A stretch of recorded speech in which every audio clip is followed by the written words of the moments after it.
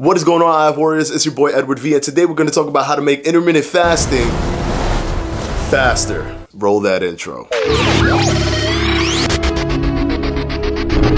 Okay guys, so all these videos that came out, Warrior Diet Efficiency Explained, OMAD Efficiency Explained, how to maximize fat burning in 1 week, all of these videos culminated to this video right here. This is the creme de la creme. This video is going to explain how to make intermittent fasting faster, and not just make intermittent fasting faster for the short term, but just make intermittent fasting faster for you, period. Now there's certain things that you can do when it comes to any diet, any regimen, anything out there to make your weight loss a little bit faster. But the main focus should never be on weight loss itself, although that is a factor. What you want to focus on is body fat specifically, and that's what intermittent fasting does. Intermittent fasting focus on the body fat weight loss. Now, to speed up the process of intermittent fasting, you need to make it as potent as possible in targeting your body fat. In this video, that is what I'm going to talk about. Now, using pieces of all these videos that I culminated together to create this one piece of content to let you know the exact moves that you should do, as well as adding some new details to make your body fat loss super fast, faster than most anything out there. Now, yes, everyone is different. Not every diet is for everybody.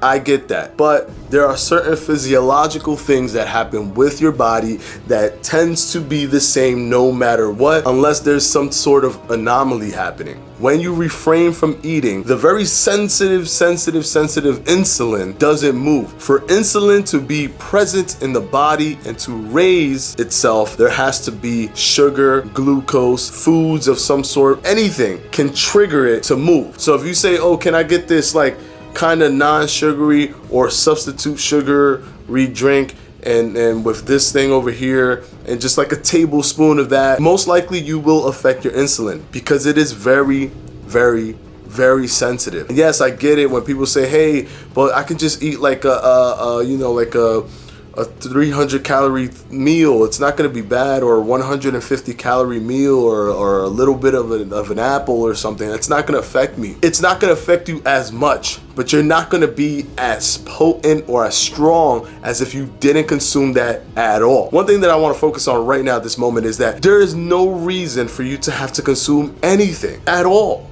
And I get that you want to know, hey, is there a way, if I drink this thing at 5 p.m. and then I refrain from drinking anything, and then I make sure I just get like a tablespoon of that over here, and then just like something with like agave, and then I put this like thing here together, and I make sure that I mix it around enough that I kill all of that extra sugar that it has. I pull it, I extract it, and I drink it, and just to trick everything so there's no sugar and there's no this and there's no calories, it can still affect your insulin. And the reason your insulin can still get affected is because your insulin is very sensitive. It may not be affected as much. It may go up a little bit, be there for maybe an hour or so, or maybe 30 minutes, then drop. It may do that. Now, this is where I'm going to talk about willpower. You must have willpower. I understand going to the gym is one thing. Going over here is another thing. Some people say, hey, I can't go to the gym. I don't have time. Some people say I can't do this treadmill thing because my cardiovascular system isn't up there,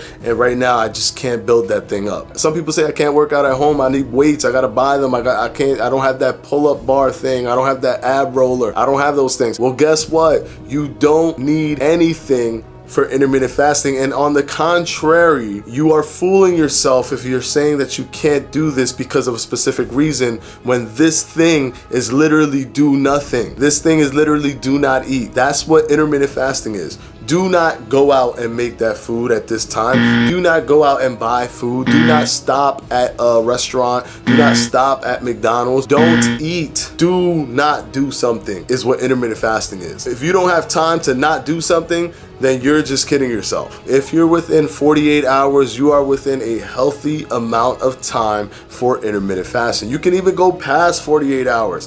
The only thing is that other health benefits will stop, but your insulin will remain low. As long as you don't eat, your insulin will remain down. How do you take intermittent fasting and do it as fast as possible? You want to focus on fasting for as long as possible. Now, you want to balance. You want to balance yourself between making sure you get nutrition and making sure you're fasting and taking it as far as you can. Now remember, activity burns calories. And if your insulin is dropped and your human growth hormone is increased, then body fat is the main target. So fasting increases your human growth hormone and also reduces your insulin to non-existent. So when that happens, you can go ahead and tap into your body fat. So what does this mean? When you wake up, do not eat. Do not eat when you wake up. Continue to fast. If you have a gym schedule, try to place your gym schedule before breaking your fast. I know for a lot of you, this is going to be impossible. This is going to be super difficult. This is going to be, you can't do it. Do it, and then you will become adjusted to it. That's how it works. That's how intermittent fasting works. You do it and you're adjusted to it. It only takes about 2 weeks, guys. If you can power through 2 weeks, if mentally you're thinking, I can't do this for the rest of my life, don't think that. Think, let me see if I could do this for 2 weeks. When 2 weeks hit, you'll notice, oh, wait, I could do this for the rest of my life. So do not eat. Fast. Go into the gym. Fasted. Now, you're probably asking me, well, Edward, what's the best intermittent fasting protocol? The best intermittent fasting protocol is the one that's easiest for you to do for the rest of your life. Okay? That's number one.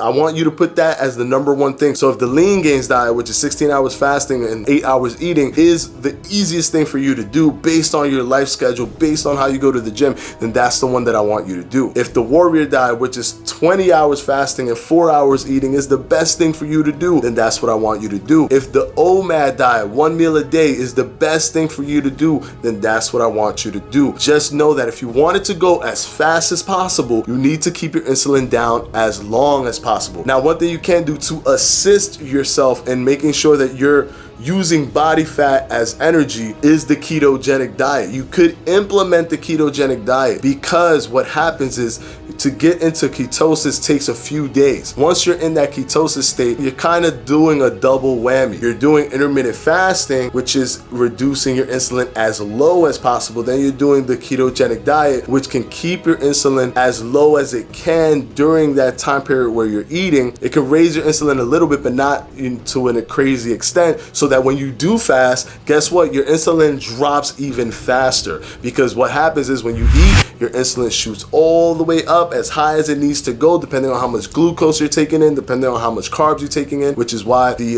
ketogenic diet is pretty good, because what it does is you're not taking in all those carbs, you're not taking in all those glucose, the insulin doesn't have to work that much. So the ketones start to kick in, so you're basically pulling body fat for energy. And the reason this happens is kind of a safety mechanism for your body, because when there's no sugar, your body likes to use the glucose, the sugar, for the energy, but when that's not there anymore, when that's gone, your body switches to ketones, and what happens is that's body fat that is pulling, and insulin is not moving up that high. So if you got to go all the way up here and you got to come down here, and it goes, this is how it goes up. It goes up like this, but it comes down like this.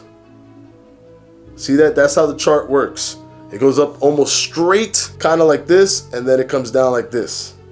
That's how it shows up in all the diagrams. The more sugar, the more carbs you're taking in, guess what? The higher it's gonna go, and the longer it's gonna take to come back down. Now, if you don't eat that much, it'll go up. Of course, food still has enough to shake that sensitivity of the insulin to make it go up. If it goes up right here, then it's going down right here at the same rate as if it was up here, but guess what? You're gonna get to the bottom much faster. So if you prolong your fast as much as you can, and I always recommend not to go over the 48-hour mark, and I do recommend to, at least for nutritional purposes, try to stay at least within the OMAD and dab in some 48-hour fast every now and then, probably just once a week, or you could do it once a month. It's up to you, depending. You can gauge it. You can see how much weight you're losing. If you want to give it a little bit of a kick, go ahead and do a 48-hour fast. Give it that little kick that it needs. See what happens. Break through a plateau, and then continue your normal fasting schedule. But that's the key, guys.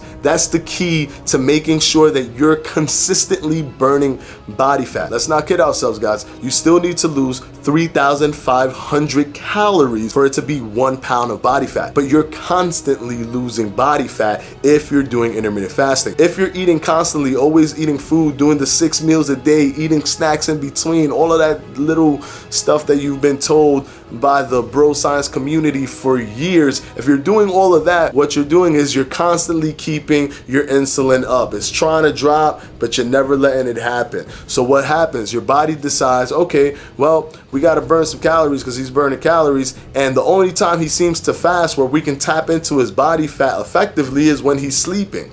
So before that, let's see what we can do. Okay, we got some glycogen here. Sorry about that, bro, but we got to take some muscle because there's nothing else. We only got two choices: glycogen, muscle, glycogen, muscle. Yeah, that's what your body's gonna do. Your body's gonna do that when you start to go to sleep. Yeah, you're gonna lose some body fat because you're at a caloric deficit, but wouldn't you want to be losing body fat throughout the entire day? Wouldn't you want to be losing body fat for most of the day? If you do that, then you'll be burning body fat specifically, which is what you want. And to make this faster, make sure that you're working out in a fasted state because you're burning calories when you work out. Yes, it all evens itself out in the long run. So now I don't think I can make this more clear than I'm making it right now. When your insulin is down, you're burning body fat. Body fat is what you want to burn. So do heavy activity when you are in a fasted state because your insulin is down.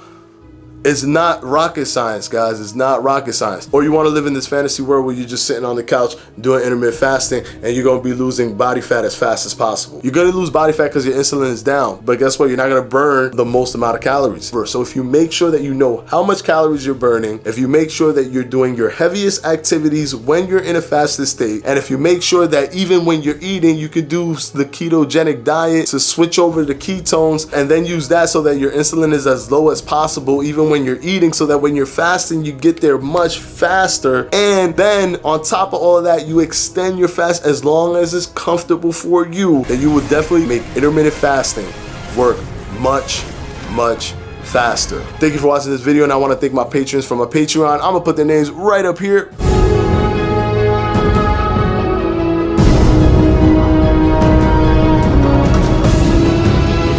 And I'll see you guys on Wednesday. Peace.